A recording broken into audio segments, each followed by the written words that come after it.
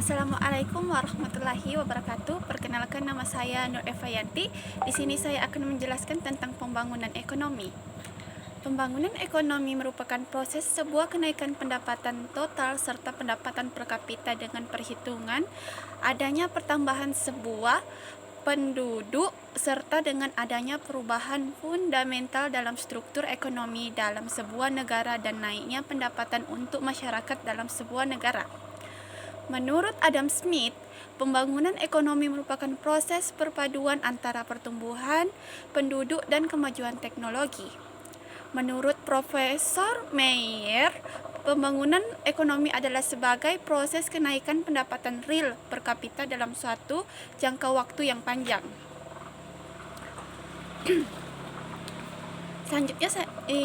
Selanjutnya unsur-unsur pembangunan ekonomi.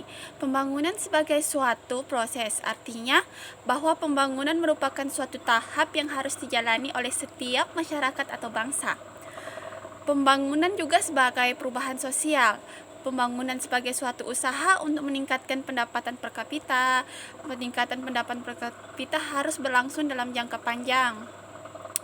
Faktor pembangunan ekonomi yaitu ada faktor pembangunan ekonomi, faktor ekonomi sumber daya manusia, sumber daya alam, kewirausahaan, keahlian, keadaan sosial, keadaan politik, dan kelembagaan.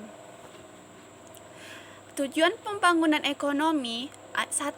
Meningkatkan kualitas hidup masyarakat dalam memenuhi kebutuhan pokok yang meliputi pangan, sandang, papan, kesehatan, dan pelindungan keamanan dari pemerintah.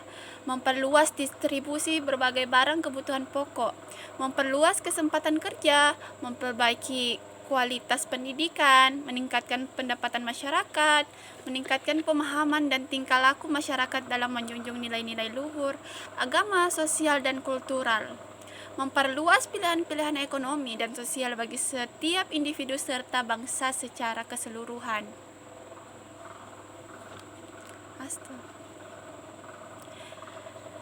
Sifat pembangunan ekonomi. Pembangunan ekonomi merupakan suatu proses upaya dalam meningkatkan pendapatan per kapita. Peningkatan pendapatan per kapita berlangsung dalam jangka waktu lama. Kenaikan pendapatan per kapita diikuti dengan terjadinya perubahan teknologi dan atau kelembagaan.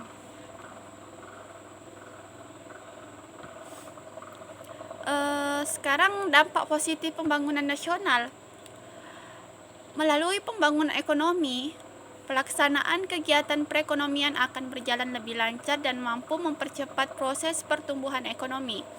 Adanya pembangunan ekonomi dimungkinkan terciptanya lapangan pekerjaan yang dibutuhkan oleh masyarakat, sehingga mengurangi pengangguran. Terciptanya lapangan pekerjaan dari pembangunan ekonomi secara langsung memperbaiki tingkat pendapatan nasional. Melalui pembangunan ekonomi, dimungkinkan adanya perubahan struktural perekonomian dari struktur ekonomi agraris menjadi struktur ekonomi industri, sehingga kegiatan ekonomi yang dilaksanakan oleh negara akan menjadi semakin beragam dan juga dinamis. Pembangunan ekonomi menuntut adanya peningkatan kualitas sumber daya manusia, sehingga dimungkinkan ilmu pengetahuan dan teknologi menjadi semakin berkembang pesat sehingga makin meningkat kesejahteraan masyarakat. Dampak negatif pembangunan nasional itu adanya pembangunan ekonomi yang tidak terarah baik sehingga mengakibatkan adanya kerusakan lingkungan hidup. Industrialisasi mengakibatkan berkurangnya lahan pertanian, tersingkirnya atau hilangnya habitat alam baik itu alam hayati atau hewani, terjadinya pencemaran air, udara, dan tanah dari ketidakdisiplinan manusia. Ya, kita ketahui kita tuh sering membuang sampah sembarang tanpa memungut ya. Di sini saya akan sedikit menjelaskan tentang perbedaan pembangunan ekonomi dengan pertumbuhan ekonomi.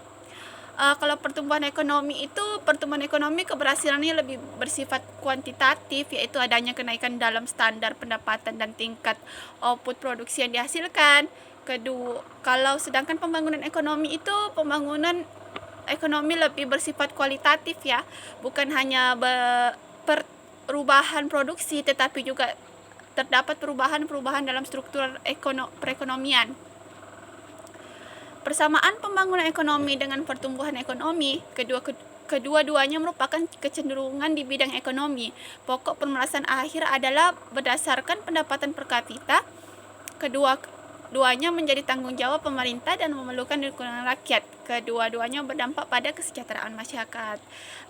Cukup sekian yang bisa saya jelaskan. Assalamualaikum warahmatullahi wabarakatuh. Terima kasih, Bu.